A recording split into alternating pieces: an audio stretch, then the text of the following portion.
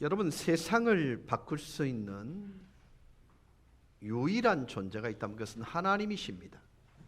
그러나 하나님은 직접 이 땅에 오셔서 손과 발을 통해서 역사하지 않으십니다.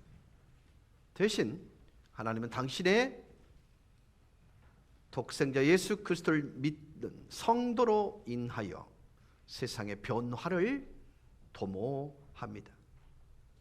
그래서 성도는 이 세상에 휩쓸려 사는 존재가 아니라 거스려 세상을 변화시키는 존재가 되어야 합니다. 그래서 그리스도인들은 다르게 생각하고 다르게 말하고 다르게 사는 방법을 통해서 세상을 변화시키는 주체가 되는 것입니다. 지금 우리는 시대 가치, 그리스도인의 시대 정신에 관하여서 말씀을 나누고 있습니다. 지난주까지 허락되어진 시대 가치, 시대 정신에 관한 부분 영상으로 만나보시겠습니다. 예수님께서는요, 성도인 저와 여러분에게 부도나지 않는 은행에 예금하라고 권면하고 계십니다. 그리고 주님은 여러분에게 제시합니다. 영혼의 관점에 투자하라. 하늘의 보화를 쌓아두라. 파산하지 않는 은행에 예금하라. 먼저 천국의 보물을 쌓아두는 첫 번째 방법은 이 땅에서 고통 중에 있는 그들을 우선적으로 돌봐줘야 합니다. 예수님이 말씀하시고 싶은 것은 이것입니다. 우리에게 갚을 수 없는 사람을 도울 때 하나님께서는 점수를 주신다는 거예요. 내가 어떻게 이런 사람을 돌볼 수 있을까? 하늘의 보물을 쌓아두는 첫 번째 단계는 우리 주변에 있는 그들의 필요를 알아가는 것입니다. 보는 그들을 다 도우라는 것이 아니에요. 경계심을, 경각심을 가지라는 것입니다. 깨어있으라는 것입니다. 그들의 아픔과 그들의 필요에 대해서 조금은 눈을 뜨고 있으라고 말씀하는 거예요. 천국의 보물을 쌓아두는 두 번째 방법은 반드시 성도라면 달라져야 돼요. 무슨 얘기냐면 뭔가를 하셔야 된다는 거예요. 그들을 향한 발걸음에 감정을 넣어야 하고 행동해야 합니다. 단지 동정만으로는 안 됩니다. 그거 참 안 됐어. 이것 대신에 자신의 몸을 움직여야 합니다. 실제로 뭔가를 해야 합니다. 여러분이 뭔가를 할 때 하늘의 보물이 쌓여지는 거예요. 제가 여러분의 모든 삶을 바꾸라고 요구하는 건 아닙니다. 단지 간단한 발걸음마부터 취하라는 거예요. 여러분, 믿음과 설선수범은요 함께 갑니다. 믿음은 여러분이 생각하는 어떤 것에 대한 것이 아니에요. 믿음은 여러분이 믿는 어떤 것이 아니에요. 믿음은 심지어 여러분이 느끼는 어떤 것도 아니에요. 믿음은 여러분이 하는 그 어떤 것이 믿음이에요. 여러분이 하는 것에 의해 여러분의 믿음을 보이실 수 있길 주의 이름으로 축원합니다. 자기 중심적 삶, 이기적인 삶은 사는 게 아니라 그냥 존재하는 것입니다. 이렇게 사는 사람에게는 만족과 중요성은 존재하지 않습니다. 나는 내 곁에 있는 누군가를 섬기며 살 것입니다. 나는 이 세상에서보다는 앞으로 더 살게 될 하늘의 보화를 쌓아둘 것입니다.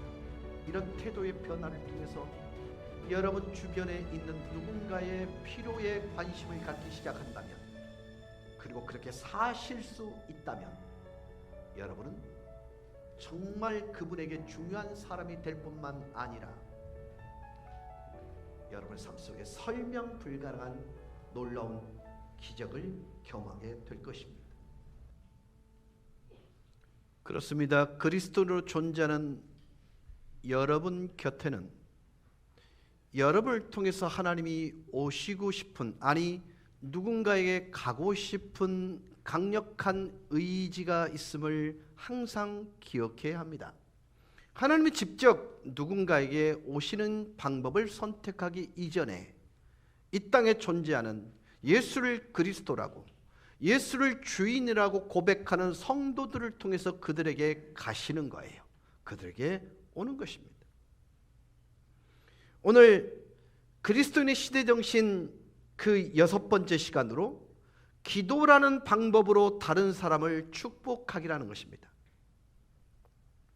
하나님께서는 성도된 저와 여러분의 삶을 축복하실 때 기대뿐만 아니라 책임 또한 부여하십니다. 은혜 주십시오, 축복 주십시오, 건강 강건함을 주십시오라는 여러분의 정말 속 터져 나오는 기도를 그분이 응답하심은 결국 그것이 목적이 아니라 그것을 통하여 여러분 곁에 주님이 가시고 싶은 그 누군가에게 그 축복이 전달되는 것을 기대하고, 그리고 그 축복을 누린 사람에게 책임을 지우시기 위함입니다. 사랑하는 여러분, 우리가 누리고 있는 축복과 은혜는 주변에 있는 다른 누구에겐가 전달해야 합니다. 제가 우리 성도님이, 집사님이 운영하시는 만난 식당에 갔습니다. 이게 보니까 맛있는 갑오징어 2마리가 더 올라가 앉아 있는 거야. 그래서 그래서 내가 좀 이제 이상한 소리를 했어요. 집사님, 이상영 목사 이름을 혹시 거명하면 내가 왔을 때처럼 2마리 꼭 주어야 돼? 그랬더니 이 사이즈는 2마리 다 올라가요 그래요. 어쨌든 내 이름으로 오거든 하나는 더 얹어주세요 라고 얘기를 했습니다. 근데 그걸 당연하죠 목사님. 근데 이게요, 장사를 잘하기 위해서가 아니라는 거죠. 뭔가 이 집은 달러, 음식 말고 또 다른 게 있어. 여러분, 누군가에게 섬김을 받아보면요, 그런 의문점, 그런 느낌표나 물음표가 생겨요. 봤더니 명곡교회에 다니더라. 여러분, 우리가 그곳에 있어야 될 이유이기도 한 것입니다. 내 이름 되면 잘해줘야 돼? 그래서 오늘 어떻게 우리가 다른 사람을 기도로 축복할 수 있는가에 대한 내용을 살펴보려고 합니다. 여러분 중에는요, 정말 많은 사람들의 중보로 누린 축복들을 가진 사람이 있을 거예요. 그 맛을 아는 사람은요, 누군가를 위하여 기도하는 일을 멈추지 않습니다.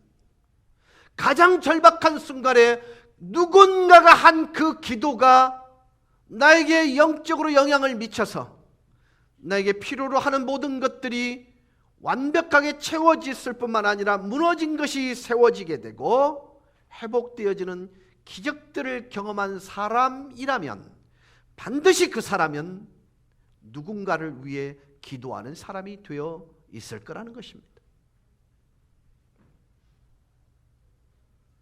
만약에 여러분이 그런 복을 누렸다면 그 수혜자가 여러분인 동시에 여러분은 책임이 따른다는 것을 기억하셔야 됩니다.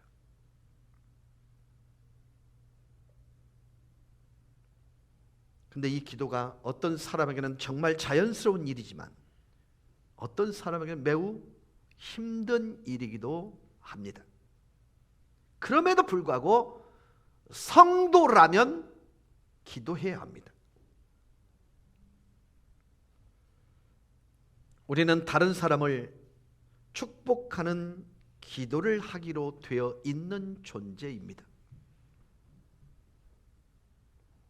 야고보서 5장 15절 16절입니다. 믿음의 기도는 병든 자를 구원하리니 주께서 그를 일으키시리라. 혹시 죄를 범하였을지라도 사하심을 받으리라. 그러므로 너희 죄를 서로 고백하며 병 낫기를 위하여 서로 기도하라. 의인의 간구는 역사하는 힘이 큼이니라. 여러분, 그렇습니다. 우리는 누군가를 위해, 누군가의 연약함을 향해, 누군가의 무너짐을 향해 중보해야 합니다. 근데 그 중보라는 것이 권세 있는 기도라고 말씀하고 있는 것입니다. 그 가장 좋은 예가 사도행전 12장에 나옵니다. 아시다시피 사도행전 12장은 25개 구절로 이루어져 있습니다. 가보시면 이런 보이지 않는 거래로부터 오늘 이야기는 시작이 됩니다. 인기를 더 많이 얻기를 원하는 유대 지역의 분봉왕 한 사람이 있었습니다. 그 사람은 헤롯이라는 분봉왕입니다. 그 사람은 그리스도인들을 정말 싫어했습니다. 근데 놀랍게도 그 지역에 살고 있는 유대인들 역시 그리스도인을 싫어했습니다. 그래서 그 분봉왕이었던 헤롯이 생각하기를 만약에 내가 그리스도인 둘을 죽일 수 있다면 사람들, 군중들로부터 놀라운 리더십을 인정받게 될 것이야. 나를 좋아하게 될 거야. 그래서 그들 중 리더인 야고보를 잡습니다. 그리고 그를 공개 처형을 해버립니다. 그리고 또 다른 그리스도인 리더를 잡습니다. 그 사람의 이름은 베드로입니다. 내가 그를 처형하리라. 근데 베드로를 잡는 날, 그날이 하필이면 무교절이었습니다. 유대인 전통에 의하면 명절에는 사람을 죽이지 못합니다. 그래서 5절에 그를 감옥에 가둡니다. 그리고 굳게 지킵니다. 근데 5절에는 이렇게 기록되어 있네요. 같이 보시겠습니다. 이에 베드로는 옥에 갇혔고 교회는 그를 위하여 간절히 하나님께 기도하더라.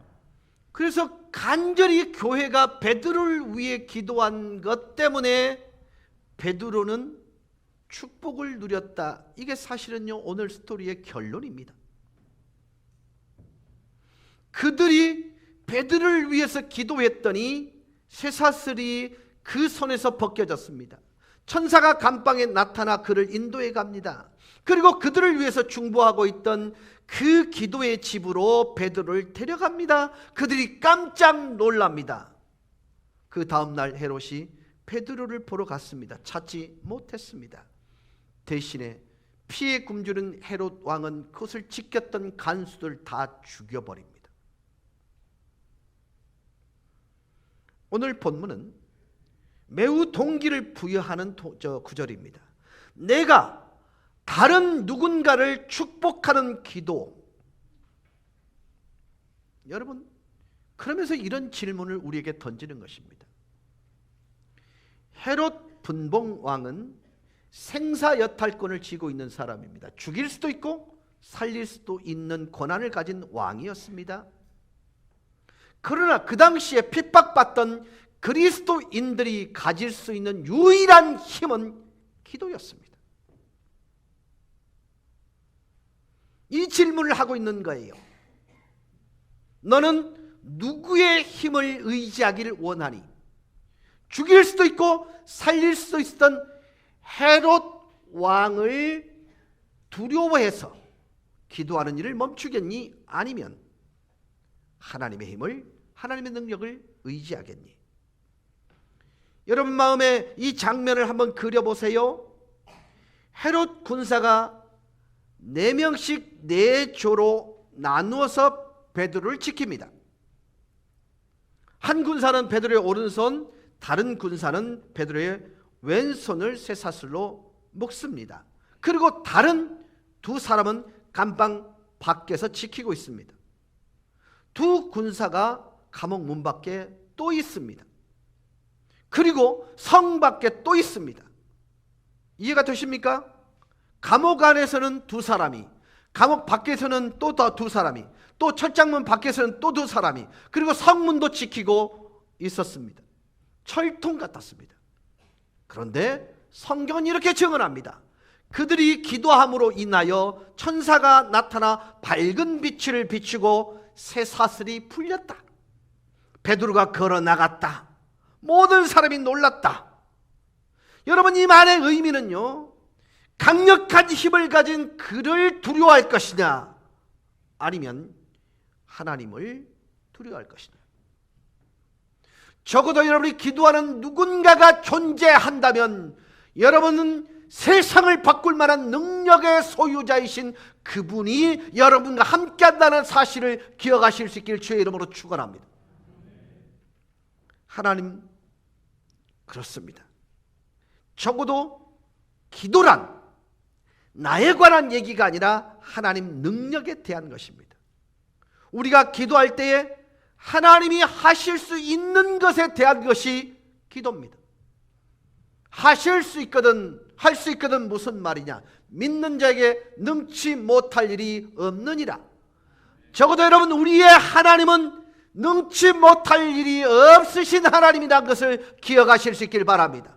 그래서 내가 기도한다는 것은 하나님께서 하실 수 있는 그 무엇인가에 대한 간절한 기대예요.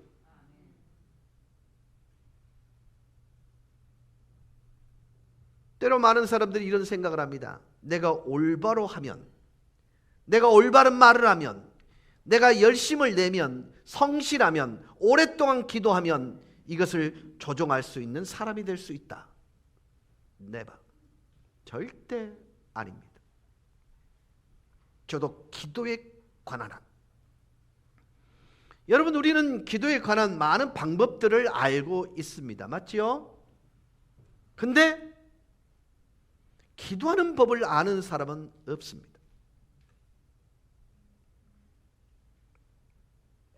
이해가 안 되시죠? 자, 로마서 8장 26절입니다. 이와 같이 성령도 우리의 연약함을 도우시나니 우리는 마땅히 기도할 바를 알지 못하다. 자, 보세요.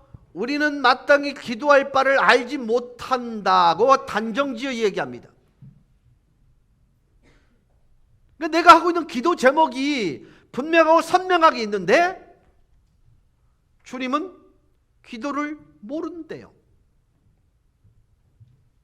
다만 성령이 나를 감동하셔서 무엇을 빌 것인가, 무엇을 요구할 것인가에 관해서 알게 하신다는 거예요. 요점은 이것입니다. 우리의 기도는 다른 사람을 축복할 때, 내가 누군가를 위해 축복 기도를 할 때, 이 기도는 모두 예수 그리스도의 능력을 근거로 한다. 이게 기도의 전부예요. 공감을 못 하시는데요. 자, 물을게요. 기도가 응답될 때 하나님께 영광이 되죠. 아멘. 기도가 우리에 대한 것, 우리의 성실, 우리의 능력, 오랜 기도, 열심, 또한 어떤 것이라면 내게 있는 그것으로 인해서 기도가 응답되었다면 우리가 명성을 얻는 게 당연합니다. 그런데 기도는 그렇지 않습니다. 기도의 결과 때문에 그분의 능력이 누군가에게 드러나고 그분의 영광이 드러난다면 적어도 기도는 그분의 능력에 대한 것이고 그분의 명성에 대한 것이 되는 것입니다.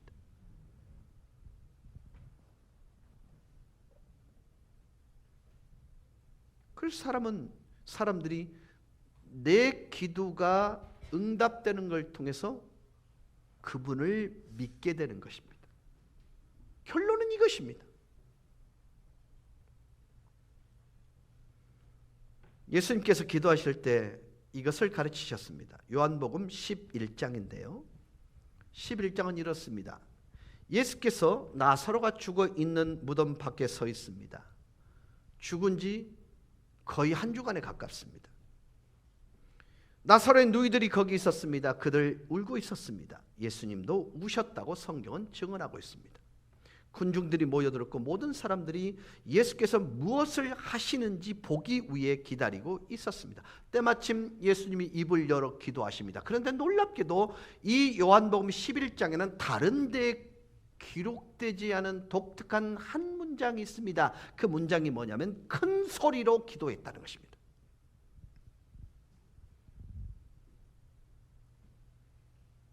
아버지, 당신께서 내 기도를 들으시는 줄 압니다. 지금 이 기도를 들으실 줄 압니다. 내가 큰 소리로 기도하는 것은 사람들로 하여금 나를 믿게 하라는 것입니다. 그러면서 나사로야 나오라고 하십니다. 나사로가 나옵니다. 죽은 자로부터 나사로를 나오도록 합니다. 나사로가 무덤으로부터 걸어옵니다. 여러분, 이 모든 기도의 결과를 통해서 많은 사람들이 예수를 믿게 되었더라라는 증언이 나옵니다. 결국 내가 누군가를 축복하기 위한 그 기도를 드리는 것을 통해서 하나님을 믿는 결과가 나오게 될 때에 여러분은 본질적인 축복의 통로로 사용되진 거예요. 어떤 분은요, 내가 기도했더니, 또 기도의 능력을 받으신 분이 있다고 그래서 굳이 찾아가시는 분들이 있습니다. 여러분, 명성을 얻으시는 그분에 대한 것이 기도요, 영광을 얻으시는 그분에 대한 것이 기도입니다. 우리는 단지 기도할 뿐 우리에 대한 것이 기도가 아니에요.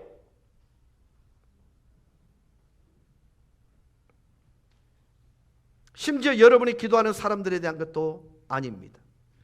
하나님이 영광을 얻으시고자 하는 대로 일을 하시는 하나님에 대한 것이고, 그리고 그 결과로 누군가가 영적으로 유익을 얻는 것, 누군가가 예수 그리스도를 만나는 것, 이게 기도의 본질입니다.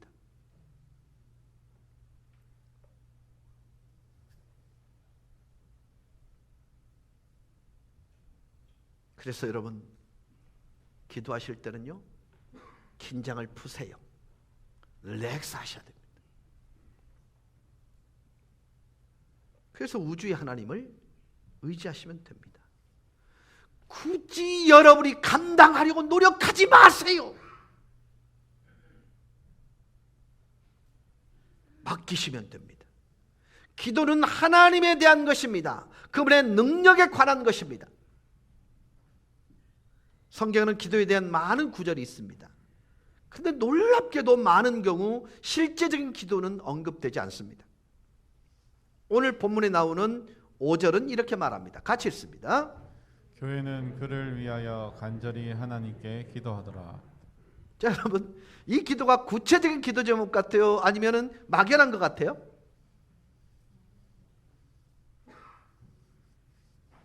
어떠세요? 어디가 막연해요? 전장님, 어떻게 피상적이죠? 그러니까 바울을 위해 기도했는데 무엇을 위해 기도했다는 것은 나오지 않아요. 근데 동기가 그가 갇혔다는 소식을 듣고 그들이 간절히 그를 위해 기도했다면 석방을 위해서, 안전을 위해서 기도했다, 이건 유추된 거예요.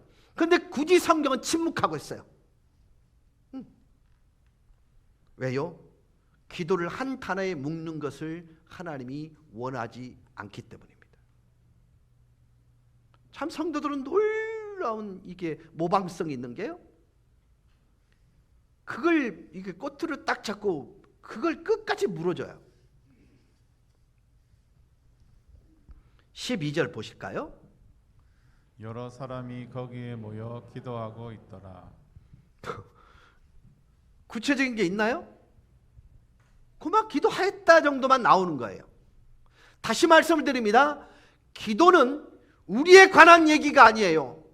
하나님의 능력에 관한 얘기고 하나님의 영광에 관한 얘기고, 그 결과 응답으로 반응했을 때 그 결과로 누군가가 예수 그리스도를 만나는 것과 그리고 그가 회복되는 것을 의미하는 거예요. 성경은 여러 번 말합니다. 그렇게 기도했다고. 단어를 발견하고 그것을 의미 부여하려고 노력하지 않습니다. 그러다 보니까 우리는 기도할 때 하나님께 관심을 이렇게 받으려고 노력해요. 하나님께 감동을 주려고 그렇게 해요. 저는 바보가 되고 싶지 않습니다. 내가 올바른 기도를 할 수 있게 도와주세요. 여러분, 가끔씩 그렇게 해요. 여러분 이제 이런 생각을 해보세요. 제가 장례식에 가면 항상 하는 기도가 하나님은 좋으시겠습니다. 당신의 딸 아들을 보듬으셔서 이러니까 어느 교회 목사님이 그게 되게 듣기 좋았나 봐요. 나는 이 기도를 하나님께서 이렇게 주실 때 정말 한 주간 내내 할 때 하나님 내가 장례식 정말 잘 집례하고 싶은데 좀 지혜를 주세요. 명철을 주세요. 그리고 그것을 통해서 하나님을 믿는 자의 영화로움을 좀 보여주세요. 이렇게 기도하면서 얻은 문구가 그거거든요. 근데 그분이 자기 교회에서 그렇게 기도했대요. 그랬더니 당회가 열렸대요.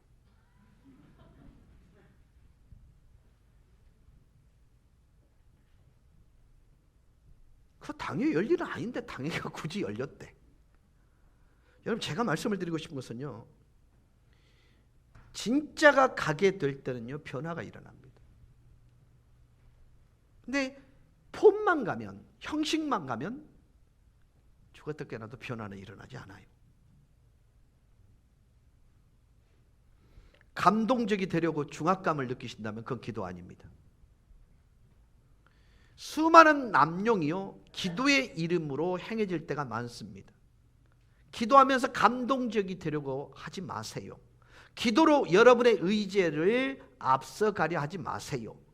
기도로 남의 얘기를 하는 사람에 대해서 여러분은 알고 계실 것입니다. 지식 있고 학식 있는 척 하는 사람에 대해서 들어본 적이 있으실 것입니다. 신학자처럼 그렇게 기도 안 하고 행동하는 분도 보셨을 것입니다. 또 기도를 망치로 사용하는 것, 지팡이로 횟조리로 사용하는 분들이 계실 것입니다. 로마서 8장 26절은 다시 이렇게 말합니다. 이와 같이 성령도 우리의 연약함을 도우시나니 우리가 마땅히 빌 바를 알지 못하나 오직 성령이 말할 수 없는 탄식으로 우리를 위하여 친히 간구하시느니라. 성령이 내를 감동시켜서 입술을 통해 고백하는 그 기도가 과연 그 기도가 가능할까? 이 기도를 그분이 들으셔도 될 만한 기도인가?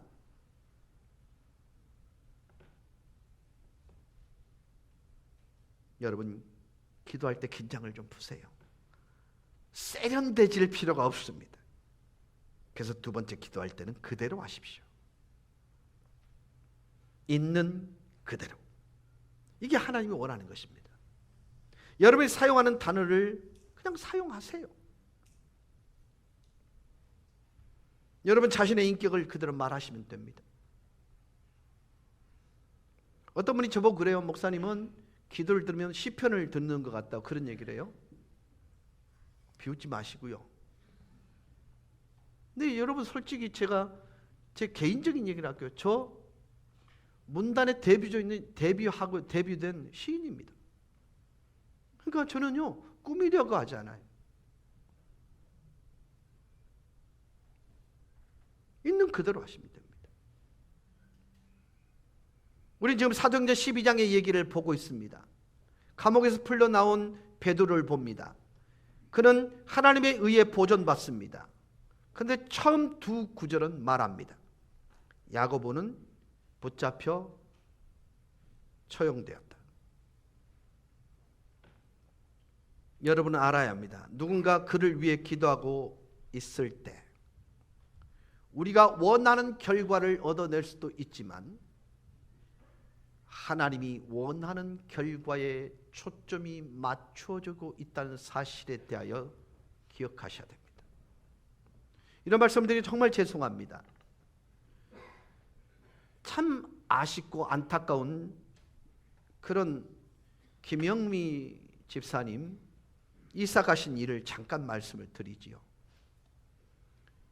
우리 사랑이 이유가 되어서 담임 선생님이었던 그 집사님에게 전화를 했더니 전화를 받지 않더래요. 갔습니다. 그 나이 드신 어르신이 갔더니 수세미를 뜨다가 그냥 그대로 그렇게 가셨어요.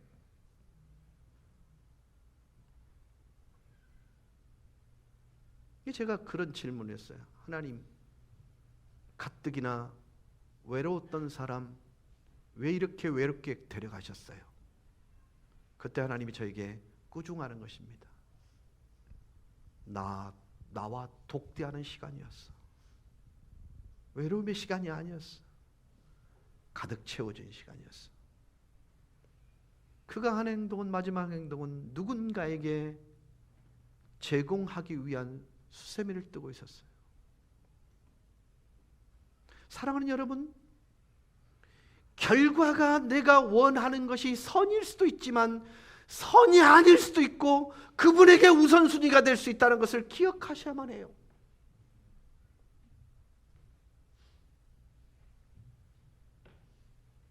누군가 나를 위해 기도하고 있을 때 그 기도가 야고보와 같은 결과를 경험할 수 있을 수도 있지만 베드로 같은 결과를 체험할 수도 있다라는 거예요.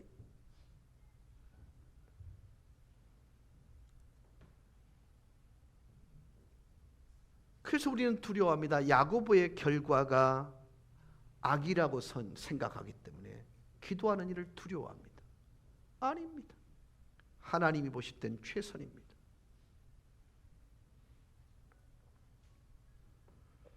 하나님이 정말 내 기도에 응답하실까? 내가 혹시 불가능한 것을 기도하고 있는 건 아닐까? 내가 기도할 때 달라지는 게 있을까? 이런 기도 생각을 하기 때문에 누군가를 위해 기도하고 나를 위해 기도하는 일을 멈추는 것입니다. 혹시 여러분 빈야드 교회라고 들어보신 적이 있습니다. 그죠? 한때 우리 교단에서는 이단이라 그렇게 판단을 내린 적이 있었습니다. 존 워머 목사님은 빈야드 교회 담임 목사입니다. 지금도 미국 전역에는요 수천 개의 빈야드 교회가 존재합니다. 이 빈야드 교회가 주목받게 된 이유는 치유 사역 때문입니다. 모든 종류의 병을 가진 사람이 나와 기도를 받으면 기적적으로 치유가 됩니다. 근데 제가 존 목사님을 통해서 흥미를 갖게 된 한 책의 주제가 있었습니다. 그 주제는 이거예요. 존, 당신이 암으로 죽어가고 있을지라도 여전히 치유됨을 믿습니까? 라는 내용으로 이 존 목사님이 강의를 하셨어요. 그 강의 후에 얼마 지나지 않아 존 오먼 목사님은 돌아가셨습니다. 근데 그때 이 강연 안에 이런 말을 이분이 결론적으로 답을 하신 거예요. 존, 당신이 암으로 죽어갔을지라도 여전히 치유를 믿습니까? 존 목사님이 이렇게 말합니다. 수년 동안 저와 다른 저의 동력자들은 수천 명의 사람들이 기적적으로 치유되도록 기도했습니다. 근데 놀라운 것은 대부분 치유되지 못했습니다. 그러나 어떤 사람은 치유됐습니다. 제가 아는 모든 경우에 결론은 이것입니다. 결과로는 나은 사람이 있는데 다는 아니었다. 그런데 존 목사님이 기가 막힌 결론을 이렇게 도출해냅니다. 내가 아는 것은 모든 경우에 기도가 영적으로 유익했다는 것이다. 하나님께서 기도를 사용하셔서 어떤 사람에게는 위로를, 어떤 사람에게는 격려를, 어떤 사람에게 영적인 힘을, 어떤 사람에게 믿음의 선물을, 어떤 사람에게 낙심된 영혼을 일으켜 세우는, 그래서 모든 경우에 기도는 절대적으로 응답되어졌다. 이분이 하신 얘기예요. 그러니까 하나님은요, 그가 치유됨보다는 영원히 일어나는 것을 기대했을 거고, 또 그가 낙심되어 있기 때문에 마음의 세움을 받는 일들에 관심이 있었기 때문에 기도는 모두 응답이 된 것이다. 여러분, 우리는요, 회복, 병 고침만 응답이라고 생각하고 내가 원하는 내용들이 응답된 것을 응답이라고 생각하는 거예요. 그러나 하나님은 우리보다 우리를 더 잘 아심에 내게 절대적으로 필요한 것이 무엇인지를 알기에 그것에 반응하시더라는 것입니다. 근데 그걸 인정해버리면 다른 사람이 하나님의 살아계심을 보더라는 것입니다.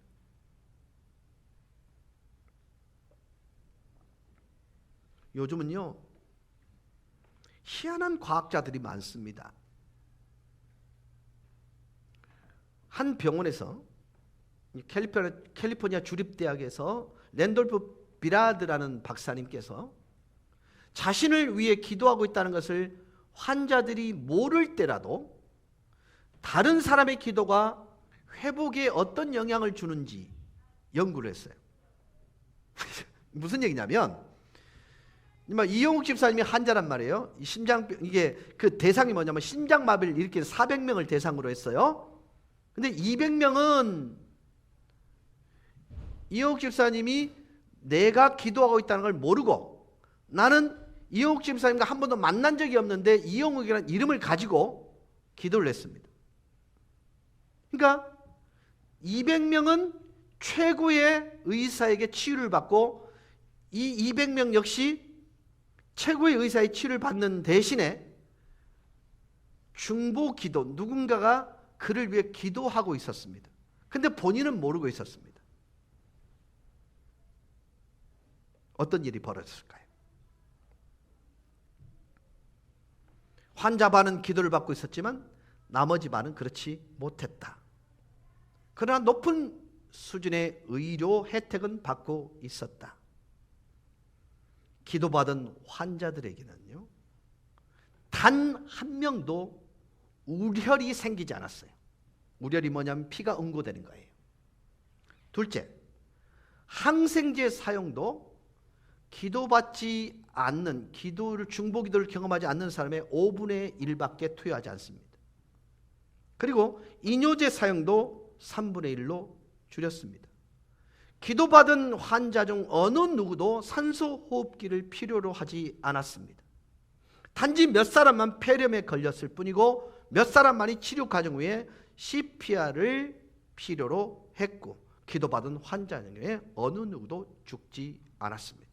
반면 나머지 기도받지 않은 환자들 반이 죽었습니다.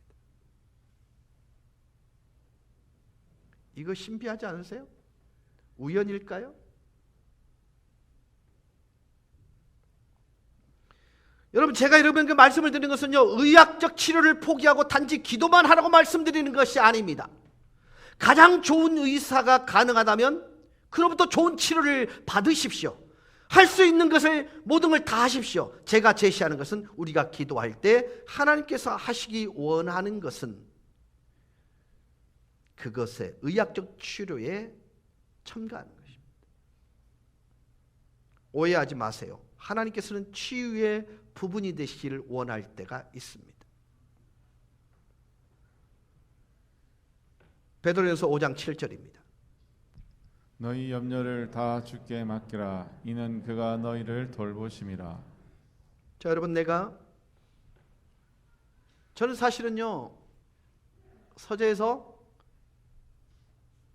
신방 보고를 받는다든지 제 마음속에 떠오르는 분의 이름을 제 마음속에 있으면 저는 반드시 이제 보이지 않게 이런 행동을 합니다. 무슨 뜻일까요? 이 손에는 하나님의 손을 붙잡고 하나님의 사랑과 긍휼과 인애의 감정을, 이쪽에는 그 사람이 경험하고 있는 고통과 아픔을 느끼면서요, 이렇게 딱 기도하잖아요. 그 느낌이 얼마나, 이게 표현이 안 돼요.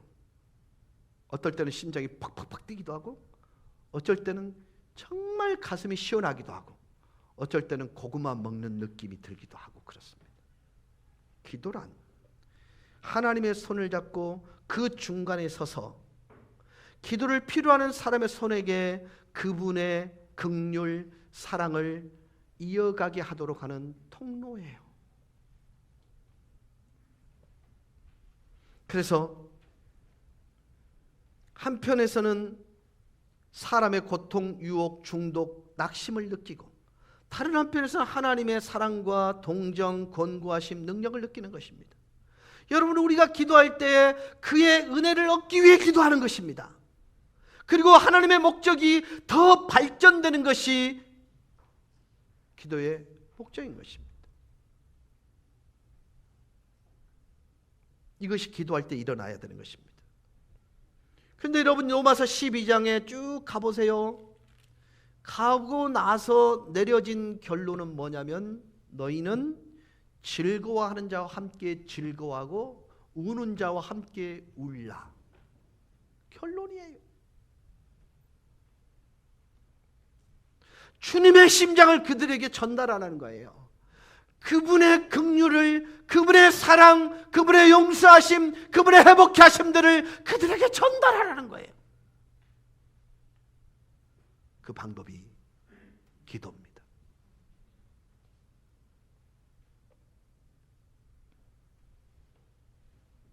이 자리에 모인 여러 성도님들 중에 힘든 것을 홀로 감당하기를 원하는 사람은 없을 거예요. 근데 외롭게 여러분 홀로라고 생각할 때 여러분은 홀로가 아니에요. 누군가 나를 위해 여전히 기도하고 있기에 여러분 홀로 앉은 그곳에 하나님은 여러분과 독대를 청하고 있는 거예요. 오랜만이야. 잘 지내고 있어? 내가 얼마나 기다린 줄 아니? 내가 너를 얼마나 사랑하는지를 좀 들키고 싶었는데 그럴 기회가 없었네. 아니, 늘 제가 기도했는 걸로 한번 생각해봐. 너 일방통행 아니었어?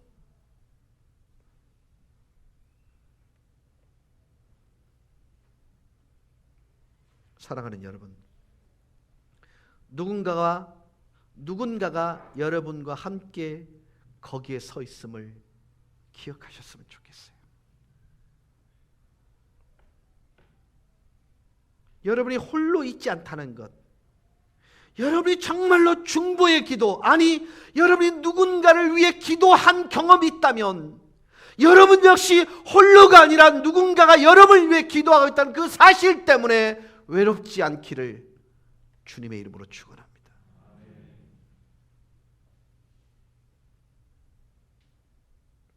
말씀을 맺겠습니다. 여러분, 누군가를 축복하기 위해 기도할 때 확신을 가지실 수 있기를 바랍니다. 확신을 가지십시오. 기도는 뭔가를 무엇이든 이루어냅니다. 이 축복이 여러분의 몫이 되기를 주 예수 그리스도 이름으로 간절히 축원합니다. 우리 다 같이 기도하셔 찬송하십시다.